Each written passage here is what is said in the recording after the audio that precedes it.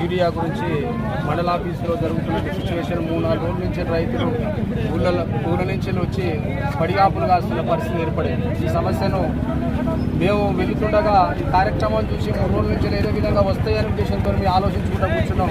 ఇప్పుడు 3 రోజుల నుంచి అన్నం లేకుండా ఏది లేకుండా ఇబ్బందులు పడుతున్న రైతుల గురించి మా పార్టీ విధానాలు కేసీఆర్ గారు ప్రభుత్వం ఉన్నప్పుడు 10 సంవత్సరాల్లో ఏ రోజు కూడా యూరియా అంటే అది ఏంటిది అనే పేరు కూడా లేకుండా అటువంటి పరిస్థితుల్లో ఉండే ఇంతకుముందు ఉన్న ప్రభుత్వం కేసీఆర్ గారి ద్వారా ఇప్పుడు 3 రోజులు 4 రోజుల నుంచి వెళ్తూ 6 రోజుల కాంచెలు కూడా టోకెన్ ఇచ్చుకుంటూ కూడా ఇయ్యలేని పరిస్థితి. ప్రతి ఊర్లకు కనీసం ఏదైనా మెసేజ్ పెట్టి ఈరోజు మీ యూరియా మీ ఊరు వారికి ఇస్తాం అని చెప్పుంటే బాగుండేది. ఆ విధంగా చెప్పిన ప్రతి ఒక్కరు మండలంలో ఉన్న ఊళ్ళు 40 గ్రామాల నుంచి వెళ్ళి రైతులు ప్రతి మండల ఆఫీస్కు వచ్చుడే సరిపోతుంది. ఆ విధంగా చేసుకుంటూ పోతే అందరూ ఇంటికి వచ్చి ఇబ్బందుల పాలవుతారు, పనులు కూడా చేసుకోవట్లేరు. ఇటువంటి పరిస్థితిలో ఉన్న ఇప్పుడు మేము కోరుకున్నది ఒకటే, రైతులకు తప్పనిసరిగా యూరియా ఇప్పుడు 3 రోజుల నుంచి ఏవో సార్ గారు 3 రోజుల వరకు తప్పనిసరి చేస్తామని చెప్పారు. 3 రోజుల నుంచి కనుక 3 రోజుల వరకు కనుక యూరియా కనుక తప్పనిసరి ఇవ్వడం జరుగుతుందని మేము ఈ పత్రికా ముఖంగా మేము తెలియజేస్తున్నాం. బస్తాలు లేక రైతులు ప్రతి రైతుకు బస్తాలే అవసరం. మొక్కజొన్న చేనులు, పత్తులు, పొలాలు అన్నీ రెడీ. మొక్కజొన్న చేనులకైతే లాస్ట్ మందులు వేయాలి. మందు లేక ఒక్కొక్క రైతు ఎన్ని రోజుల కాంచి దొరుకుతానో కేసాంధ్రం వస్తుడు పౌడే అవుతాడు. మరి ఇట్లా బస్తాలు ఎక్కడ దొరుకుతాయి? మా ఊరికి ఒక్క లారీ వచ్చేది అది వరకు. ఇప్పుడు ఏ మాత్రం ఊరియా వస్తుంది. మరి మనం ఏం చేయాలి? రైతుకు ఒక్కొక్క రైతుకు 10-5 బస్తాలు అవసరం.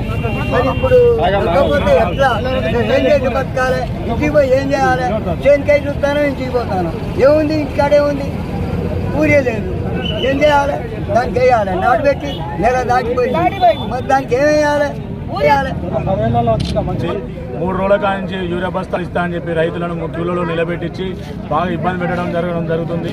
ఏ విధంగా అంటే వాళ్ళకు రైతులకు ఇస్తారా ఇయ్యరని వాళ్ళకు ఒక ముందుగా ఇలా బస్తాలు వస్తాయి, ఇన్ని బస్తాలు వస్తాయంటే సొసైటీ ద్వారా ఏ ఊరికి ఆ ఊరికి చెప్తుంటే వాళ్ళు వచ్చి రైతులు ఇబ్బంది పడకుండా వాళ్ళ రైతులల్లో పొలాల అక్కడ ఇలా పని సీజన్ పొలాల నాట్లు ఉన్నాయి, మొక్కజొన్న యూరియా చేసుకునేది ఉన్నాయి, వాళ్ళకి పని పోతుంది.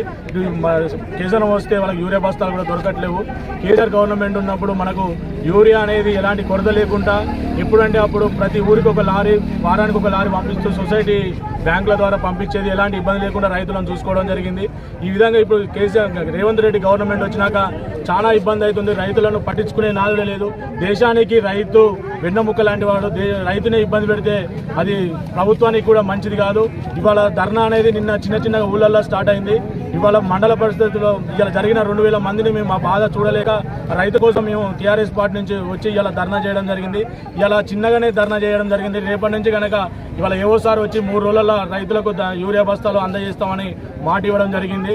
లేదంటే 3 రోజుల తర్వాత కనుక రైతులకు ఇదే విధంగా గోస పెడితే మాత్రం పెద్ద ఎత్తున రోడ్ల మీద టెంట్లు తీసుకొని పెద్ద ఎత్తున యూరియా ఉద్యమాన్ని ఉధృతం చేస్తామని ఈరోజు కేసముద్రం మండల కేంద్రంలో యూరియా కొరత రైతుల మీద రైతులను ఇబ్బంది పెడుతున్న ఈ ప్రభుత్వం చాలా ఈ రైతుల గోస తగులుతుంది ఈ ప్రభుత్వానికి.